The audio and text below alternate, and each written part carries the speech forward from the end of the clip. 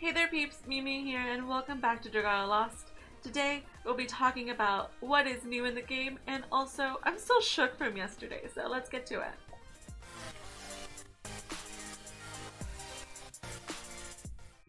Last night we had groundbreaking news from the game. We got information about when the feat collabor is coming out, which is on April 25th, right after a 3-hour maintenance that we'll be having. Also, we got information about how after this maintenance, we will be not having wrymprint as part of the summon showcase. They're going to be gone. You're going to be able to get them from trading, and if you want to know more information about that, check out a card that's going to show up over there. I talked about it last night and all the details that they gave us, and of course, you know, there's just so much to think about in this situation, and if you have thoughts about it, you know, let me know in the comments below. I always love talking to y'all in the comments. But, you know, let's talk about what is new today, because the Hunt for Harmony event is gone now. Although I feel like we should have had, you know, enough time to have this event, you know, now instead of, like, you know, before, you know, Easter. But it's okay. It's okay. Whatever floats our boat. It might have been just because, you know, High Mercury is coming next week that they just wanted to make sure that they have aligned for that. So one of the news is Dragalia 89 is available, so check that out. I always love those stories. Also, the Void battle schedule has been updated. So note this: this is a schedule for the limited time endeavors, which will actually go on through the 26th. So basically, up until maintenance, we're gonna have these Void battle endeavors. So it doesn't mean that you have to do them like right now, but you do have the opportunity to get them done like pretty fast if you try. And so on the schedule, you can see where you can find Void Agni on there. You can see him on Tuesday, on Thursday, on Friday, Saturday, and Sunday. And after the limited time endeavors, you'll see him on Tuesday, on Friday, and on Sunday. And there's actually a really good, you know, picture that they shared on Twitter, you know, showing the, you know, the full lineup of the schedule, which is really cool. I really like that they shared that because it's so much more easy to know like when things are going on for the Void battles. And basically, you know, there's a new Void enemy who is Void Agni, and you can craft new weapons using materials obtained by defeating the newly added Void enemy. Additionally, the Gold Fafnir Dragon will be added to the Void battles treasure trade, which we'll go look at him. And yes, the Gold Fafnir does increase your gold drops. Just FYI. Furthermore, the Void battle endeavors will be available from today until the 26th of April, and the dragon Agni, known as Fire Lord, is regarded as mighty formidable foe. Of course, having been corrupted by Black Luna, he's grown tired of the people's offering and is now scorching everything in sight. The prince and his companions must face Void Agni and calm his violent fury. And, you know, his might is 12,500, and, you know, we've already talked about it. He actually has a skill resistance ability that greatly reduces damage from skills, and his scorching air ability to burn off adventurers who get too close. So getting a little too close to him is an issue, but there are things that you can use for it. So let's just go through this and I'll show you. Craftable weapons are added, so daggers, lances, bows, and wands have been added to the weapon types that can be crafted using materials obtained by Void Sapphire. The new weapons listed above will be added to Void Sapphire's drop rewards in the future. That's cool. The Lonely Ward and other weapons crafted using materials obtained from the Frost Hermit can be enhanced into water-tuned weapons with skill, resistance, penetrator ability. Also, the Hefty Ignot and other weapons crafted using materials obtained from the Obsidian Golem can be enhanced into water-tuned weapons with the Scorching Air Resist ability. So this is actually what I was going to talk to you and show you.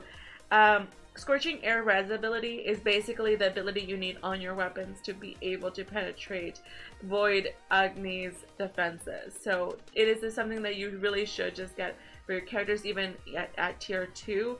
It really helps you and it will make your time a little bit nicer, especially as you continue to farm. And, you know, just FYI, you get that the materials for it from the Obsidian Golem. So I'll have to be farming Obsidian Golem a tad to be able to do it.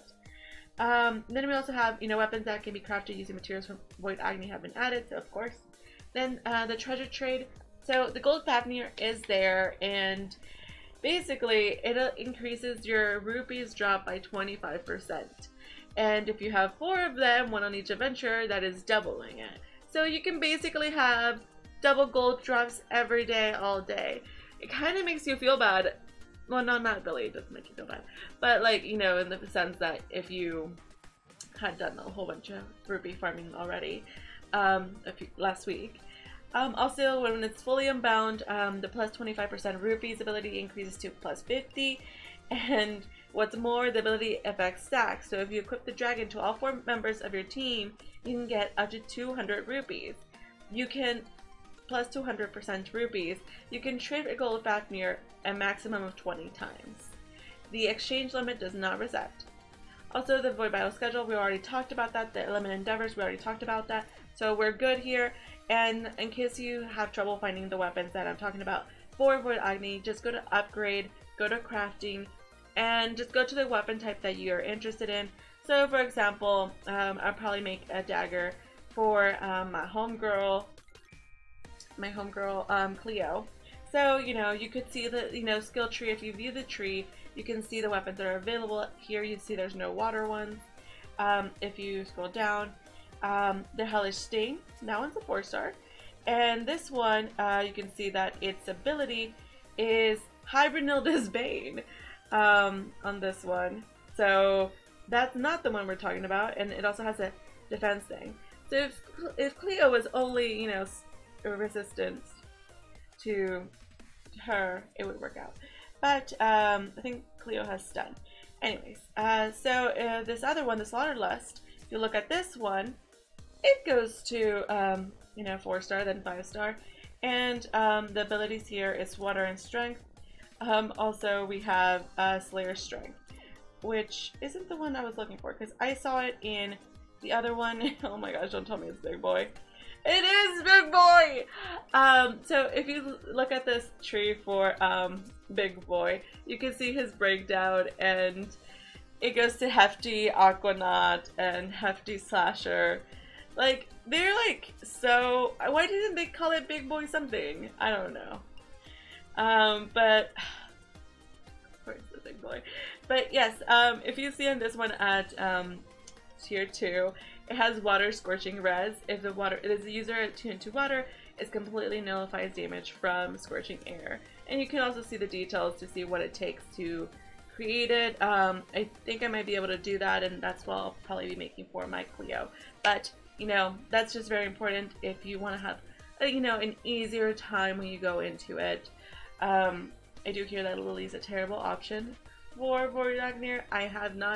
Agni, although I have not done Void Agni yet because I've been really busy, but you know, that is that. Whew.